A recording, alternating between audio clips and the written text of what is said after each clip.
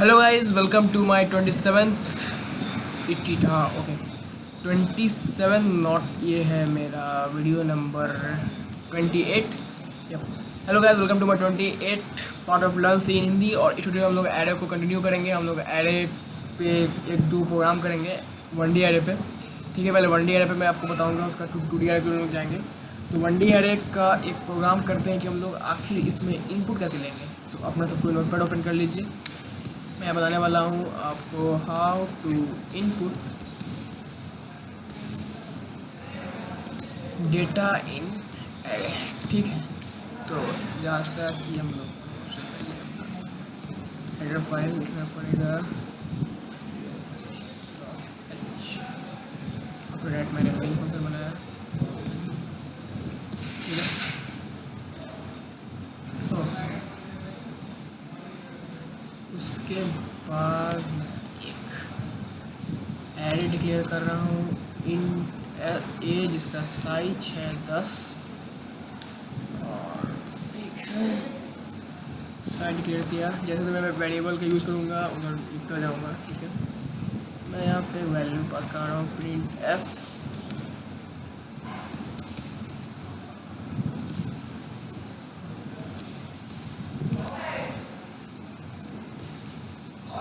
Enter data.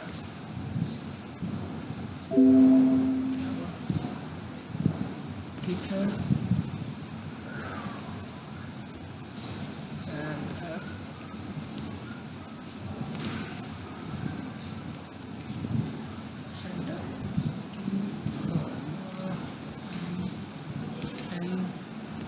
मैंने N use किया, N यहाँ लिख दिया जाए।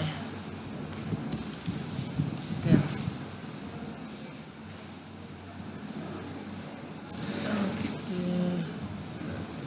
यहाँ पे लिखिए आपके अब कितना डाटा डालना है।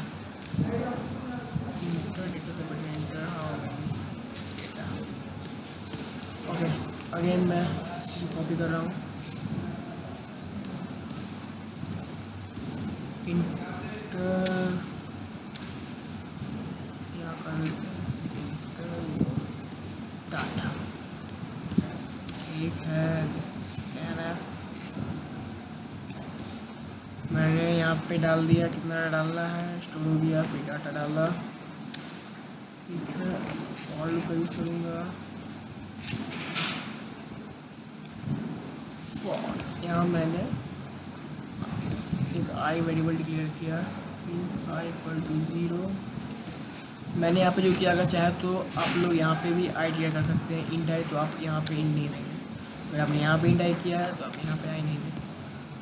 ये तो आपको री इनिशियलाइजेशन का एरर आएगा। आई प्लस प्लस मैं यहाँ पे स्कैनर पे जाऊँ ताकि वैल्यूज़ में स्टोर कर सकूँ जो वैल्यूज़ आपने डाला है।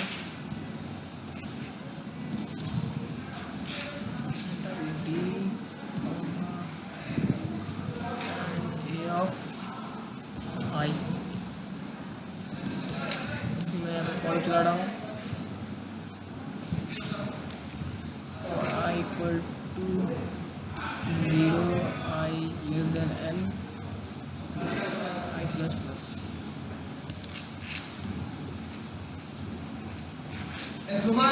Yes sir. और यहाँ पे प्रिंटर वैल्यू दिया जो मैं वैल्यू प्रिंट करेगा ए ऑफ आई। ठीक है, तो ये देखते हैं। और ये बहुत सारा एरर आया है एक्सपेक्टेड बिफोर। ये फॉर के बाद मैंने उसे नहीं किया।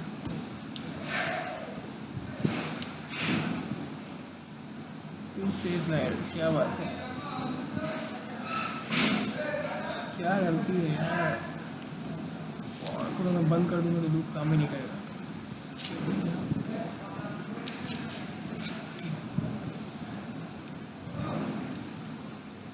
और क्या हुआ, initial declaration only allowed.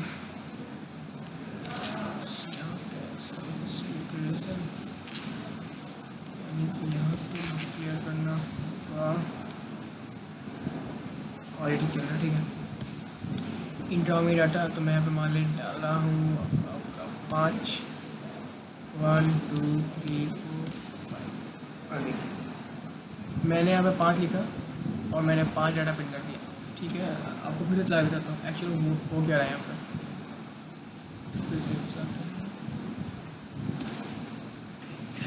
Inter हम डाटा क्या डाटा मान लिया, मैं डाला था 3 डाटा और यहाँ मैंने दे दिया 1 2 3 4 क्या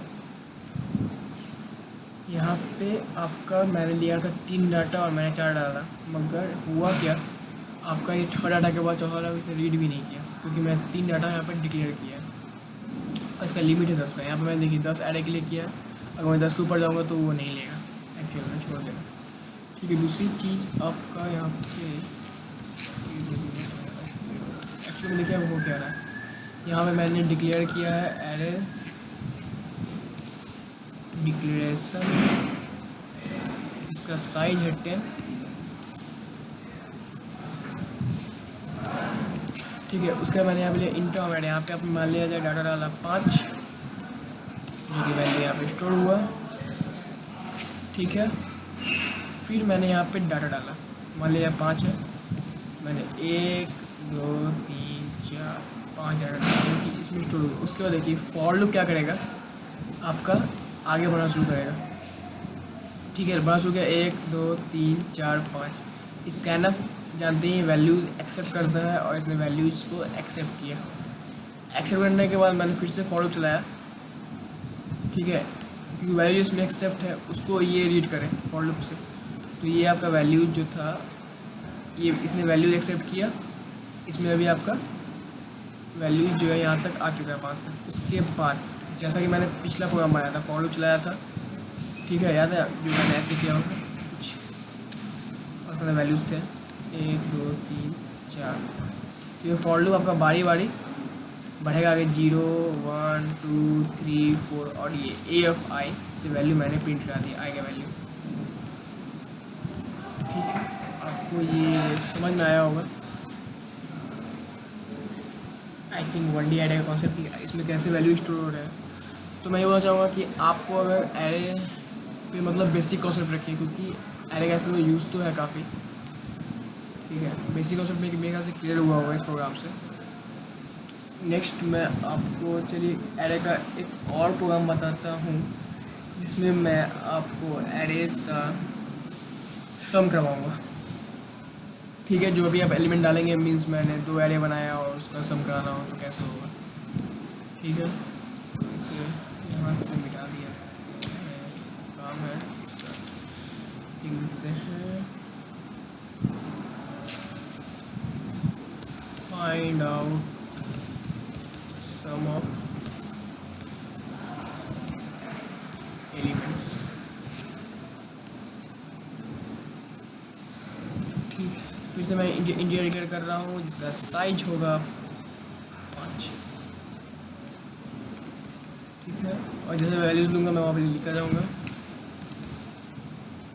printf स्लैश यूज कर दिया जाए इंटर हाउ मेनी डेटा, जैसे मैं लिखा था लास्ट टाइम कितना डाटा डालना है, मतलब कितना एलिमेंट को ऐड करना चाहते हैं। मैं लिमिट दिया मैंने 5, अगर 5 से ज़्यादा डालेंगे तो नहीं लेगा। उसके लिए अच्छा है कि यहाँ पे कुछ हम दे ही नहीं। आफ्टर दैट मैं स्कैनर ले रहा हूँ ताकि वैल्यूज जो अब डाले वो एक्सेप्ट कर सके,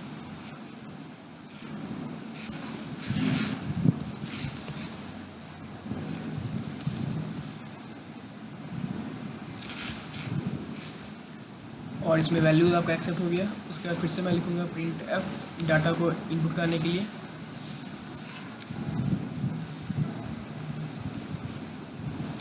इसमें हम डाटा डाल सकते हैं इंटर डेटा,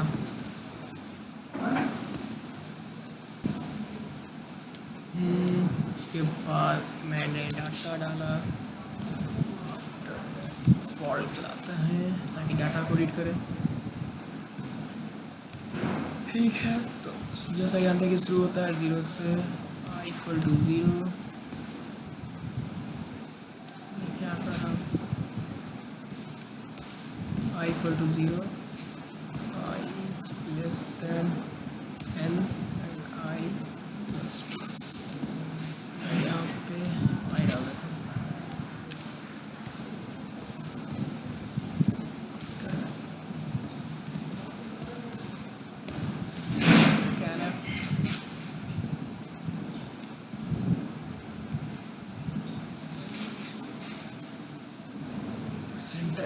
टी, उसके बाद एम्परसेंड ए आई। अगेन एक फॉर लूप चलेगा जहाँ पर मैं वैल्यूज को प्रिंट कराऊंगा 0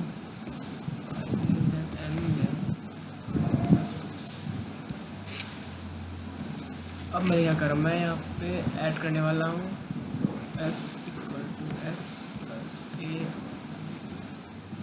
आई, जहाँ पे सम इक्वल टू कर देते हैं 0, s का मैं 0 ले लिया और अभी इसको प्रिंट करते हैं।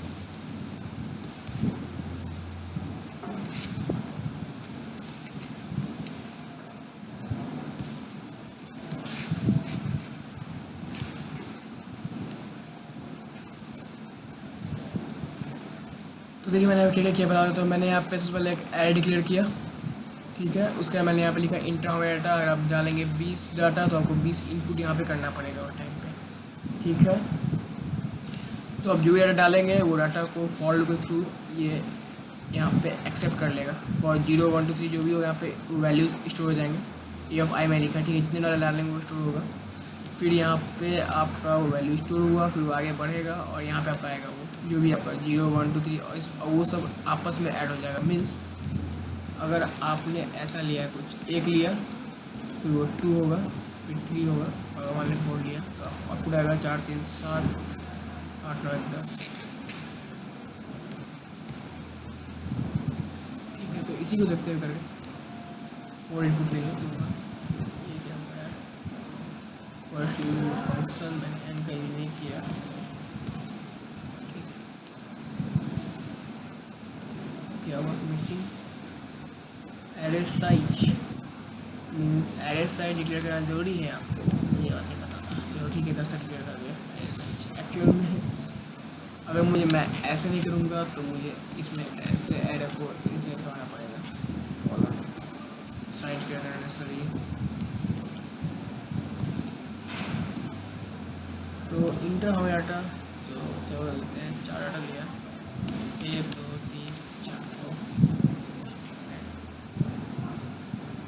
सम इक्वल टू ये जो कि एक कारज वैल्यू है। इस प्रोग्राम में कुछ एरर, और वो एरर क्या है आइए देखते हैं हम लोग। हाँ, तो वो एरर कहाँ पे, वो एरर ये है कि मैंने यहाँ पे फॉर लूप को बंद कर दिया है। अगर मैं यहाँ पे सेमीकोलन दूंगा तो ये स्टेटमेंट काम नहीं करेगा। फॉर लूप बता दिया तभी लूप चलेगा और वैल्यूज़ आपका जो लेगा वहाँ पे वैल्यूज़ ने लिया है, इसलिए कारज वैल्यू प्रिंट दिया दे दिया, ठीक है।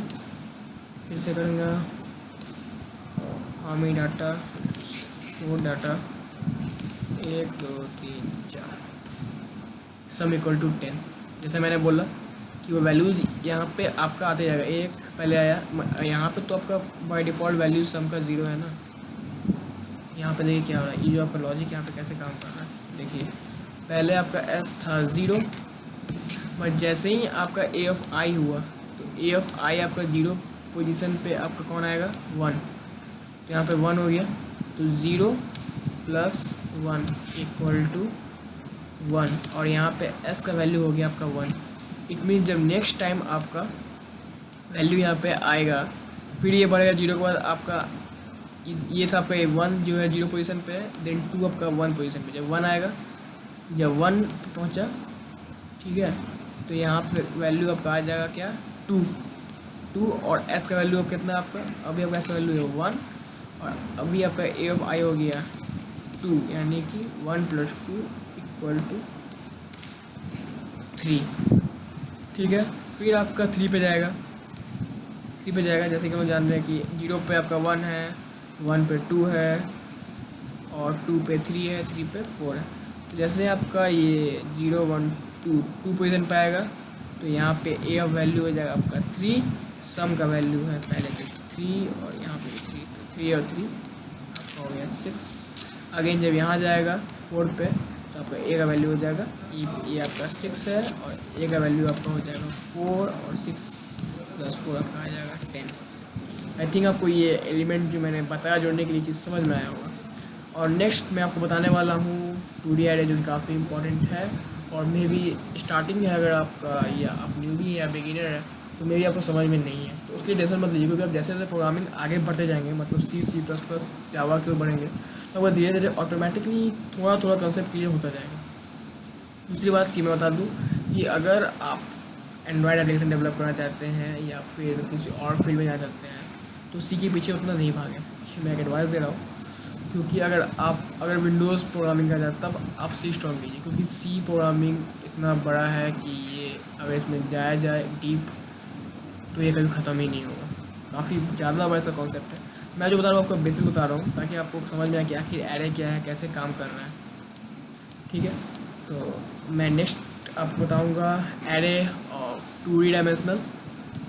अगर आपको वीडियो पसंद आया हो तो आप सब्सक्राइब करें, लाइक करें और कोई प्रॉब्लम हो तो कमेंट करें।